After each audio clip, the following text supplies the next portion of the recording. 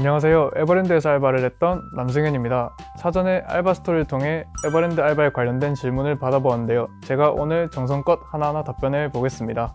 자, 그러면 시작할까요? 에버랜드 알바는 부서가 어떻게 나뉘어져 있나요?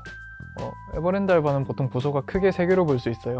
첫 번째로 놀이기구, 그 다음에 F&B, 마지막으로 파크 시설 관리가 있는데, F&B는 흔히 말하는 레스토랑이나 길거리 음식에서 일하는 부서이고, 놀이기구는 관광객분들이 가시는 놀이기구에서 일하시는 분들 그 자체입니다. 마지막으로 파크 시설 관리는 되게 많이 있는데, 정문에서 티켓을 끊어주는 그리팅, 요새는 매표소도 같이 한다고 하더라고요. 그 다음에 유모차에서 일하시는 분들도 있고, 그린이라고 청소하는 부서가 있어요. 청소하는 부서는 파크를 돌면서 항상 쓰레기만 줍는 부서인데, 겨울에는 안 하시는 거 추천드립니다. 눈밖에 안 치우거든요.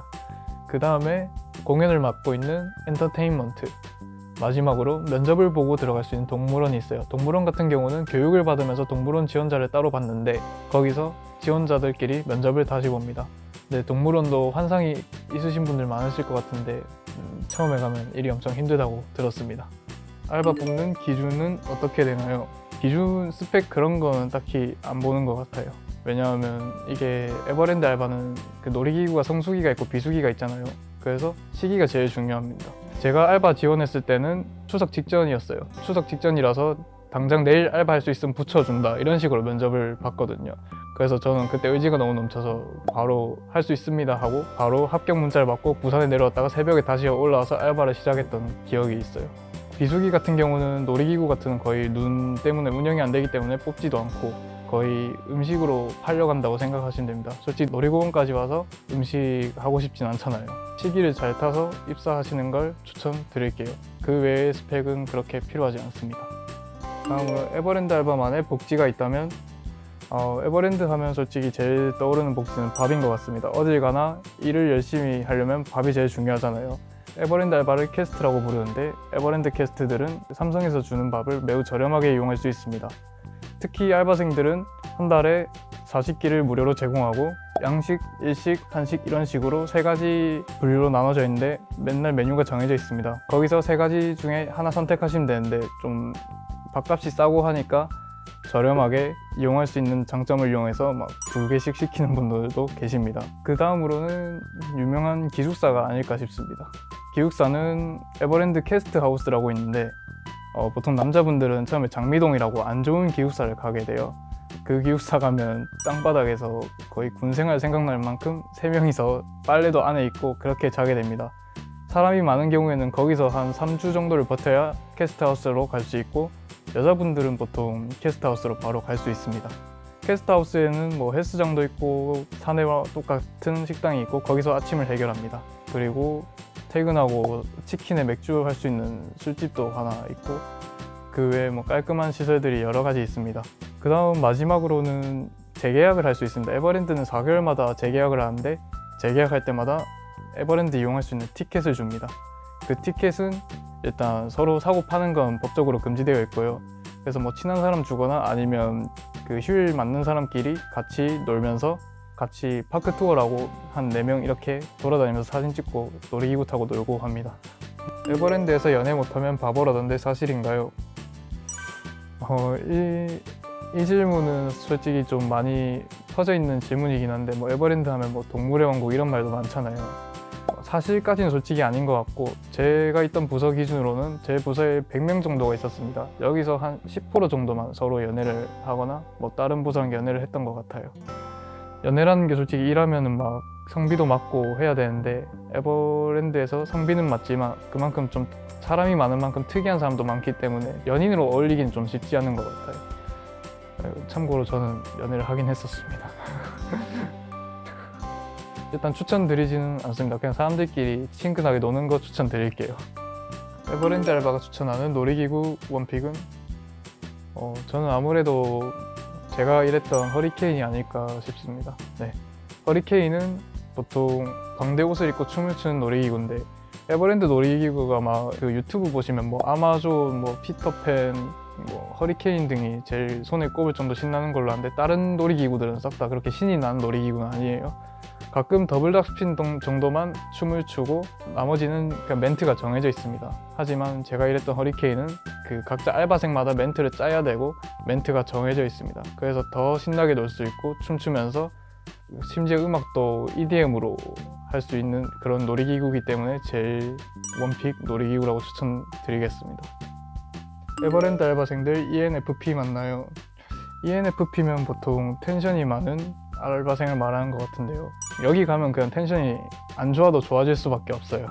왜냐하면 저도 처음에 그때 사회초년생이어서 대학 간 지도 얼마 안 됐었고 되게 낯을 많이 가린 성격이었는데 처음에 막 혼나면서 배우다 보니까 억지로 하게 되더라고요. 그렇게 보면 막 서로 막 어울리게 되고 안 좋았던 사이도 좋아지게 되고 그렇게 하면서 텐션이 높아져서 놀이기구에 살짝 스며드는 느낌이에요. 그래서 한 번쯤은 자기의 내성적인 걸 견디면서 좀 치유를 해보고 싶다, 사회적으로 성격을 바꾸고 싶다 하면 에버랜드 알바를 제가 추천드릴게요.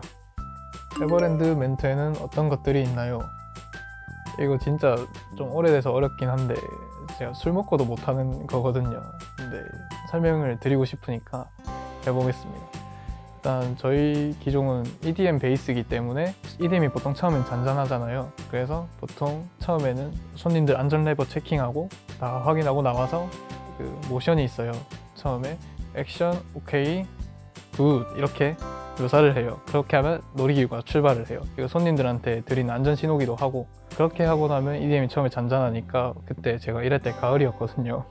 멘트로 합격은 됐는데 주변에서 엄청 놀렸거든요. 저 따라하면서 막 비꼬면서 멘트도 하고 그런 식으로 늘 보여드리면 막 살랑살랑 바람을 가르며 허리케인의 중심으로 지금 바로 출발합니다 뭐 이런 식으로 했어요. 아무튼 이렇게 하고 하이라이트, EDM 하이라이트 부분이 있을 거예요. 일하다 보면 텐션을 받거든요. 저도 텐션을 받으니까 목소리가 커지죠. 그러면 막 지금이 바로 하이라이트 이러면서 막 멘트를 해요. 이런 거 하면서 기종마다 다른데 허리케인이 제일 이렇게 신나게 멘트를 했던 것 같습니다. 저는 가장 해보고 싶었던 놀이기구나 알바생들이 하고 싶어하는 놀이기구가 뭔가요? 놀이기구 부서가 일단 세 가지가 있어요. 첫 번째로 아메리칸, 그 다음 유러피안, 매직랜드가 있는데 아메리칸은 그 흔히 말하는 더블락 스핀, 허리케인 같은 신나는 기구들이 있고 유러피안에서 제일 유명한 거 아마존 익스프레스 그리고 티익스프레스 있거든요. 그 다음에 매직랜드는 뭐 피터팬처럼 아이들 놀이기구, 범퍼카 이런 게 있는 부서입니다. 사람들은 보통 아메리칸을 제일 선호해요. 왜냐하면 아메리칸은 사람들끼리 막 춤추고 노래하면서 일할 수 있고 되게 유대가 좋은 부서예요. 다른 부서도 유대가 좋겠지만 유러피안 같은 경우는 TX도 멘트가 그렇게 재밌는 놀이기구는 아니고 아마존이 영상 보셨듯이 항상 좀 재밌는 놀이기구예요. 거기는 진짜 춤을 열정적으로 추거든요. 하지만 아마존은 좀 그냥 흐르는 물에 잔잔하게 관광하는 느낌이라 놀이기구 자체가 재밌지는 않습니다. 그 다음으로 매직랜드는 피터팬이 멘트로 유명한데 피터팬 재밌죠. 피터팬 솔직히 놀이기구가 재밌다기보다 멘트 보러 가는 곳인데 나머지 놀이기구는 다 유아용이기 때문에 솔직히 어린 친구들 상대하는 게 제일 힘들다고 생각하시는 분들이 많아서 제일 선호하지는 않습니다. 보통 여성분들 많이 가는 부서예요. 놀이기구 어트랙션 부서에서는 세 가지 부서에서 보통 처음 신입들은 로테이션 근무를 하게 돼요. 로테이션은 처음에 그냥 이리저리 왔다 갔다 하는 건데 그 날마다 시간이 나옵니다. 일하는 시간 몇 시까지 있고 놀이기구가 나오는데 그게 좀 신입들은 그거 확인할 때마다 마음이 두근두근 하거든요. 자기가 평소 가고 싶었던 놀이기구도 있고 하니까 거기서 한 2달 정도 평균 2-3달 정도 로테이션을 돌게 됩니다. 거기서 앞서 일하고 있던 선배들 마음에 들거나 아니면 뭐 일을 진짜 잘하는 사람은 그쪽으로 선배들이 주인님과 대화를 해서 고정을 받게 됩니다. 고정을 하게 되면 이제 실제로 놀이기구도 조작하는 걸 배우고 실제로 일할 때 보시면 여기 어트랙션 자격증 있는데 보라색으로 그게 그 사람들은 오래 일하신 분들이라 생각하면 됩니다. 그렇게 일을 하게 되는 구조입니다. 네, 마지막으로 에버랜드 알바 추천한다 안 한다 이렇게 질문을 받았는데요. 저는 추천합니다. 하지만 장기간 하는 건 추천드리지 않습니다. 왜냐하면 보통 다 누구나 놀이기구 알바 한번 해보고 싶잖아요. 근데 처음 들어갔을 때 교육을 받으면 부서가 엄청 세부적으로 나뉘어져 있어요. 이 중에서 놀이기구 당첨되는 것도 쉽지 않습니다. 그래서 그 F&B 딱 되자마자 퇴사하시는 분들이 엄청 많아요. 저는 동기가 50명 있었는데 F&B가 20몇 명 갔거든요. 거기서 거짓말처럼 다음날 20몇 명만 남았습니다. 다 퇴사하고. 근데 놀이기구 알바를 저는 너무 좋게 했기 때문에 가서 좋은 사람들 만나고 되게 좋았는데, 가끔 가다가 그 에버병이라는 게 있어요. 에버병이 그 에버랜드 향수 같은 건데, 거기서 일하는 거예요. 솔직히 즐겁게 일하고 앞에 그 전대리 가서 술 마시고, 그렇게 하면 그냥 돈도 벌고 기숙도 시켜주고 엄청 일석이조잖아요. 거기에 빠져서 자기 시간을 좀 많이 쓰시는 분들 많이 봤어요. 만기가 1년 4개월인데 1년 넘게는 하지 마시고 저는 8개월까지 하시고 실업급여 받고 나오시는 거 추천드립니다. 네, 이 정도만 하실 생각이 있다, 자신이 있다 하시면 에버랜드 알바 추천드립니다. 지금까지 에버랜드 알바와 관련된 질문들을 받아보았는데요. 아까 말씀드렸듯이 20대가 솔직히 여러분들 인생의 하이라이트잖아요. 솔직히 전 놀 때 놀아봐라 말 정말 공감하거든요. 한 번씩 놀고 싶을 때 꼭 추천드립니다. 네, 마지막으로 이 영상이 마음에 드셨다면 구독, 좋아요, 알림 설정까지 부탁드릴게요. 나가시는 문은 입구 반대편 하면서 영상을 마치겠습니다.